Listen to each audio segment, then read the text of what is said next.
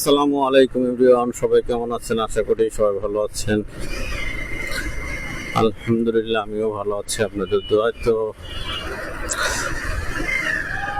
মোটামুটি 15-20 দিন পরে আবার একটা ভিডিও করতেছি। আজকে অনেকদিন পরে ভিডিও করার সময় হয় না, কারণ কাজে বাইরে দেওয়া হয় না অনেকদিন যাব। তার আজকেই অনেকদিন পরে বের হয়েছি কাজে বের উদ্দেশ্যে বাইরে। মূলত কারণটা হচ্ছে অফিসেও একটু সমস্যা, টাকা পয়সা। কারণ আমি 2 মাস ধরে যে যাতায়াত করি, আমার কোনো কনভেন্স বিল এখনো পাইনি। আর কনভেন্স না পাইলে বাইরে যে কাজের একটা আগ্রহ, যে কাজের শিডিউলগুলো থাকে, সেটা আসলে মন মানসিকতা ঠিক থাকে না। মানে প্রায় 2 মাস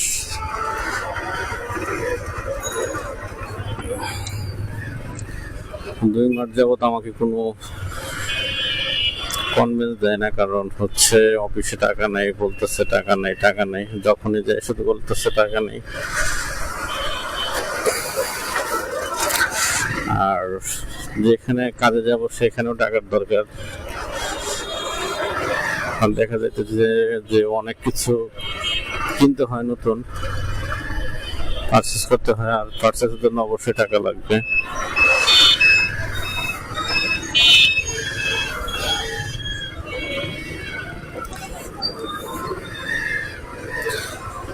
আর আপনারা সবাই কেমন আছেন অবশ্যই জানাবেন কমেন্টে। আর সামনের শীত চলে আসছে, এখন শীতের আগে কোথাও যাওয়ার প্ল্যান নাই। তবে ইনশাল্লাহ যদি আল্লাহ সুস্থ রাখে তো বৃহস্পতিবার রাত্রে হয়তো মাওয়া যেতে পারি।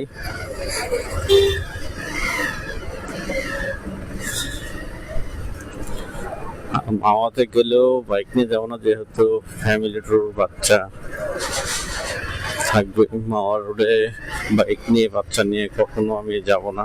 কারণ হচ্ছে রাত্রেবেলা অনেকটাই রিস্ক হয়ে যাবে। সেজন্য চিন্তা ভাবনা করতেছি যে গাড়িতে যাব, মানে একটা গাড়ি নিব আর কি।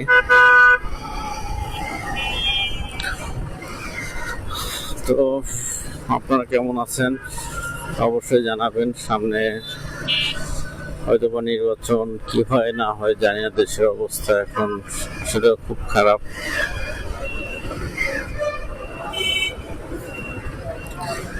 আর খারাপটা কতদিন থাকবে কেউ বলতে পারবে না। বাংলাদেশের খারাপ অবস্থা, দুরবস্থা কতদিন যাবে তাও ঠিক নেই। কারণ দেশ ভালো চলবে সেরকম কোনো লোক আসলেও আছে কিনা আমি জানি না, কিভাবে চলবে। কারণ যারা এই ক্ষমতায় আসে দেশের কথা খুবই কম চিন্তা করে। তাদের রাগ অভিমান যত আছে, তাদের পকেট বাড়ি করবে কিভাবে, যে দলই ক্ষমতায় আসুক না কেন, তাদের চিন্তাধারায় একটা।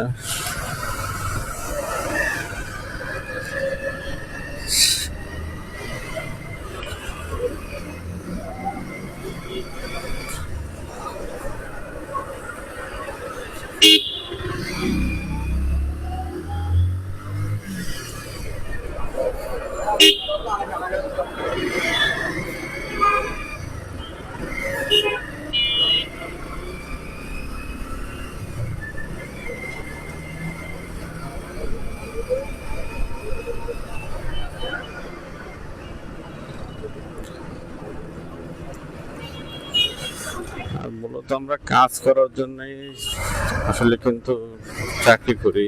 আর সেক্ষেত্রে যদি কাজের মন মানসিকতা ভালো না থাকে, তাহলে কোনো কাজে শান্তি নেই।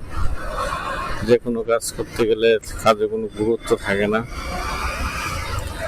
আর গুরুত্বটা থাকবে যখন আমরা নিজের টাকা খরচ করে মাসকে মাস অপেক্ষা করতেছি আমাদের বিলের জন্য। সেটা আসলে বিষয়টা খুবই খারাপ। যে একটা কোম্পানি তার কনভেন্স দিতে পারতেছে না, 2 মাস যাতায়াত করতেছে কিভাবে, না যে কাজের অর্ডার আসলে চলে গেলাম, না গেলেও সমস্যা দেখা যায় গেলাম না কি জন্য। তাদেরও একটা জিনিস মাথায় রাখার দরকার যে কাজে যাচ্ছে তার কাছে কি টাকা আছে না না আছে, আর ফ্যামিলি আছে, অবশ্যই ফ্যামিলি চালাইতে হয় এই স্যালারি দিয়ে।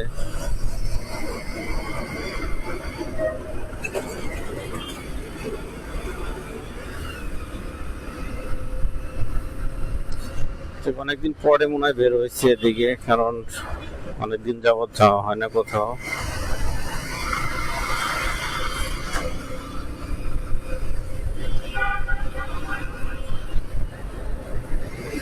আর আজকে শুধু যাওয়ার কারণটা হচ্ছে আমার জন্য আরো 2 জন লোক ওয়েট করতেছে।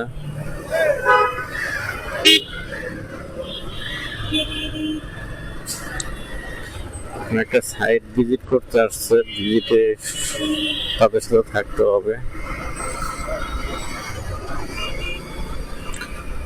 পানির জন্য পানি কিভাবে তারা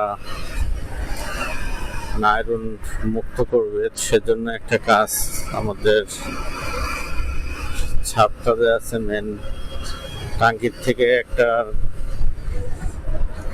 আগে ছিল, কিন্তু বাট ওটা রিপেয়ারিং বা কোনো কিছু মেনটেনেন্স করা হয় না ঠিক মতো, এর জন্য ওটা অচল হয়ে গেছে। এখন আবার ওটাকে সচল করার জন্যই মূলত আবার কাজ ধরবে।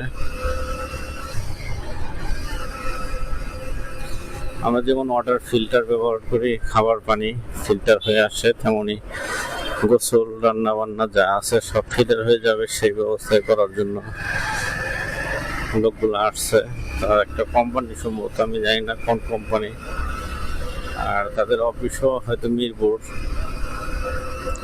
10 নম্বরে হয়তো সম্ভাবনা হবে, কারণ ওনারা বলছিল যে 10 নম্বর আছে, আপনি আসেন। তো ওনাদেরকে আমি বলছি 2:30টার দিকে আমি চলে আসবো, কারণ আমার আধা ঘন্টা মিরপুর থেকে বনানী যাওয়া যায়, এর বেশি সময়।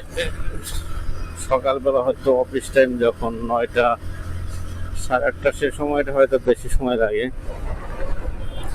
এখন এত সময় লাগবে না, এখন রাস্তা ফ্রি আছে।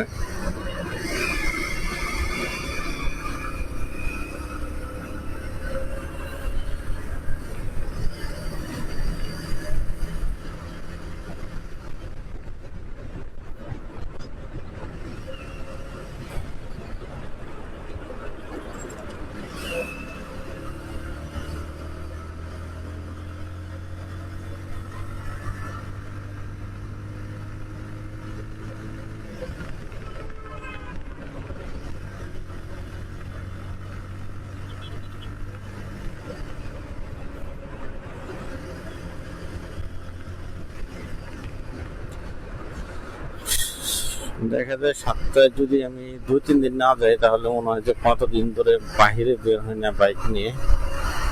মানে বাইক রাইড করে ঠিক আছে, কিন্তু বাট যদি কাজে বাহিরে না আসে অন্যরকম একটা ফিল আসে, যে হয়তো 1 সপ্তাহ পরে, মানে অনেকদিন পরে মনে হয় এগুলো রাস্তায় আমি যাচ্ছি, কারণ আমি এগুলো রাস্তা সবসময়ই যাতায়াত করি।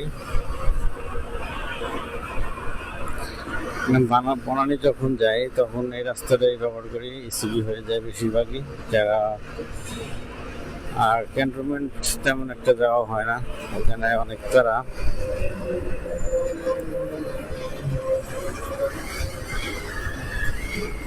ক্যান্টনমেন্টে যখন যাব তখন হয়তো ভিতর দিয়ে বনানী ডিএসএস এর একটা গেট আছে, কিন্তু এই গেটে এন্ট্রি করতে হলে অবশ্যই আইডি কার্ড বা সোসাইটির একটা স্টিকার থাকে, Banani society, Banani DSS society, আর প্রত্যেকটা সোসাইটিরই একটা নিজস্ব স্টিকার আছে প্রতি বছর, যেটা রিনিউ করে।